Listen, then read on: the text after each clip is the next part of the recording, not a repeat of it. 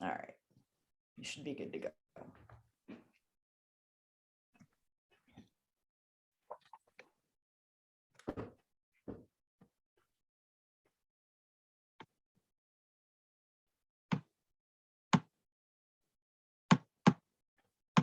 It's stuck at, okay, there we go. Shall I commence? Yeah. Lighting up each other. As the previous slides shown, light and arrangements of containers of light are an important part of expressing who and what we are. For example, in Judaism, there is the menorah. And who does the lighting and how the lighting is done is also important to us. Using the menorah, again, for example, there is a special candle called the Shamash. Organized light is used to help us remember, to celebrate, and to affirm who we are, what we are, and symbolizing our key values. The Shamash is used to reflect the value and purpose of helping and serving others. Let me share an example of these truths with a personal childhood story, how a birthday menorah gift gave me the direction and purpose in my life and the lives of others. There are two main characters in my story, me and my grandfather, Harry Meit, on my father's side. Let me tell you a bit about each of us. You have to understand the background of each of us to appreciate and understand well what happened between Harry and me. Harry Meit was born in a small town in Poland. He studied in Kiev to be an electrical engineer at the age of 17. But he was forced to fight in a war between Germany and Russia, thus ending his studies and becoming a POW. His family died in a pogrom. He is the only survivor at age 18. Later on, he came to USA at age 19, moving to Louisville, Kentucky into a large Jewish community.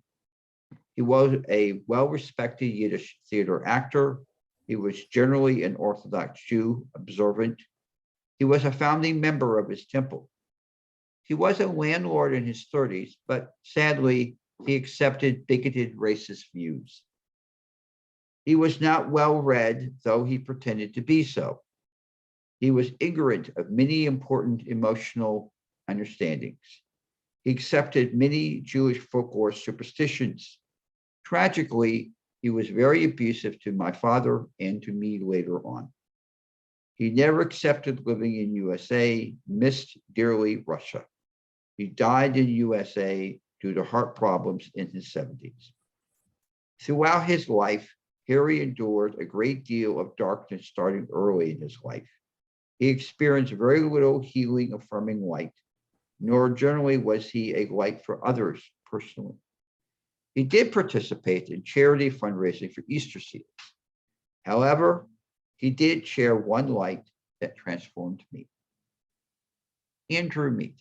I was born in Louisville, Kentucky, December 18th, 1958, on the last day of Hanukkah. My Hebrew name is Chaim, one who embraces life and light. I nearly died the day I was born. I was a preemie.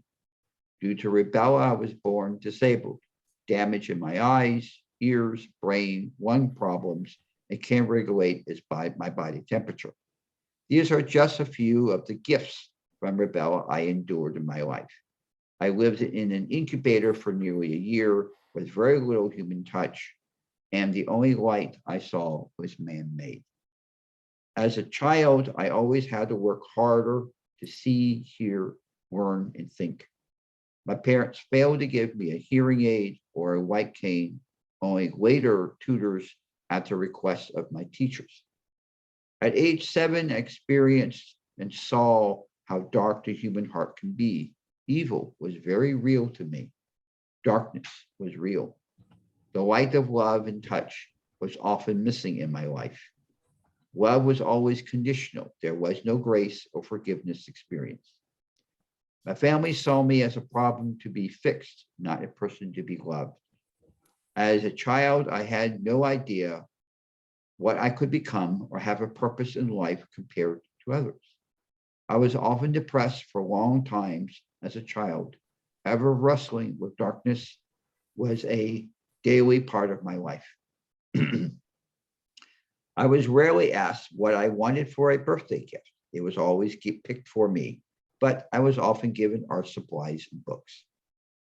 To my delight, however, I was a natural artist since age 5, remained so all my life. I also enjoyed solving problems, puzzles, but I was taught my life was a problem needing to be solved, not a person to be enjoyed and loved. However, throughout my life, creativity gave me my wings and roots, sometimes with the help of others. As a child, I slowly understood art was not just to copy, but to explore what I was able to see and feel. I grew up learning and experiencing a lot of art. Early on, I began to understand, as best I could, light was more than about color and shape. Art was more than an object to create, to be owned or given away. As a child, I often danced daily between darkness and light on many levels. From my uncle, I learned at age 9 the key guiding design principle, simplicity is more, from Da Vinci. So at age 9, I was naturally intensely spiritual, but I lacked a real understanding of the rich symbolism Judaism offered me, like a menorah. My family and my temple owned various beautiful menorahs. As a child, I enjoyed the design and function of lighting menorahs. With 8 days of gifts, what is not to like about Hanukkah and a birthday? However, I did not yet own a menorah. Hence, now my story to share. At age 9, almost becoming 10, during my birthday week, Harry took me to a Friday night services. While waiting for him to finish talking with someone, I walked over to the gift shop and stared through the glass window. I noticed a small silver menorah, which I wanted. Harry walked over to me, watching me look through the window. Asked if there was anything I wanted as a birthday gift, which was unusual for him to do. I tried my best to point to the menorah high up on the shelf, but it was hard for him to understand. The shop owner, who knew I was visually impaired, motioned us to come in before she had to close for services. Standing on my toes, I pointed to the menorah, which Harry bought. The shop owner handed it directly to me. She looked at Harry and reminded him, "You have an extraordinary grandson." Of course, it was shiny and new, but as it's simple and its design would appeal to me, it had a Tinker Toy kind of feel to it, sort of handmade from found parts. And it had a cool wind-up music box playing Rock of Ages with a tinny sound, but then my hearing was poor. The store closed up. Services were about to begin. We walked out of the store, I holding the menorah with glee, studying how it was made. Before we went into the sanctuary, Harry stopped me in the temple hallway.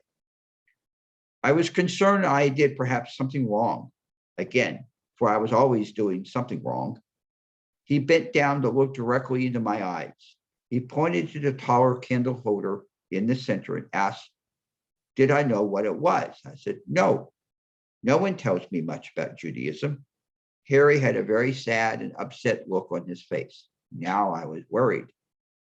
He explained it's called the Shamash, the candle used to light the other candles. Oh, I didn't know it had a Hebrew name, I said in wonder, but understood its function. He asked further, did I understand what being a Shamash means? And I nodded no. What is being a Shamash?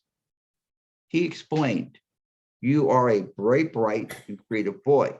You are to use your mind and creative heart to be a Shamash, to light up other people's minds and hearts. Wow, for the first time, anybody told me I was more than a problem to be handled, that I actually had a purpose to fulfill. I was deeply, powerfully moved and inspired by these affirming words from Harry. As I sat next to Harry on the temple bench, I started pondering what being a Shamash meant. I realized being a Shamash, that this I could do as I intuited with deep embracing to my core. But that day on, I decided I would strive to support that given purpose. For all the things I can't do or can't do well, lighting up others seemed not dependent on my limitations I was born with.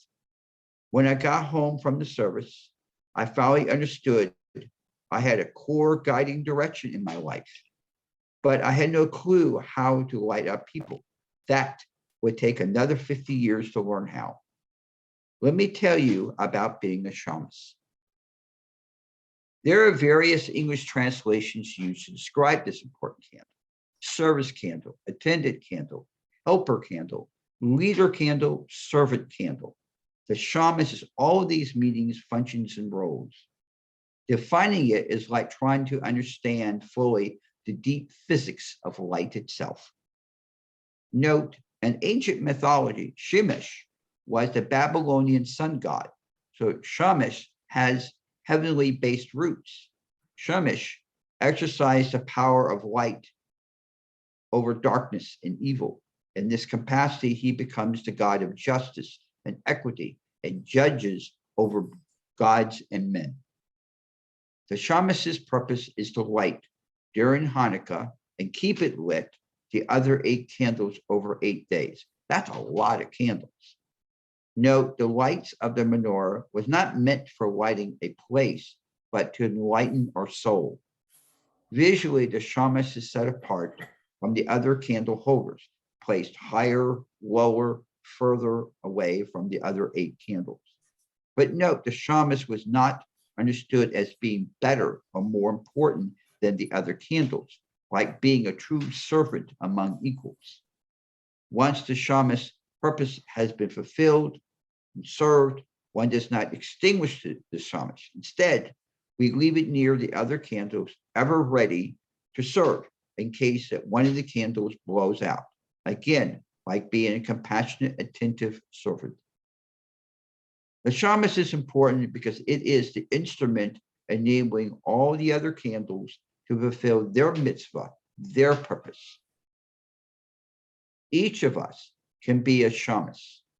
We all have the responsibility and the chance to light up the lives of others. Each of us discovers, embraces, and nurtures serving others by lighting up their life. By using our talents, knowledge, and skills, we can help others light up too, by discovering and coaxing out each person's unique flame, so they feel and know they can be a light in the world. The Shamash reminds us of a daily, almost hourly choice: to light up others or wait for someone to light us up. However, each of us can spark our own flame and take responsibility to keep it lit as you seek out and light up the wick of others. Serving each other, light begetting light. May each of us choose to become a Shamash, to serve, to help, encourage the light within each person. In the end, in defiance of his painful darkness, Harry lighted me up. May we be a light in our dark world.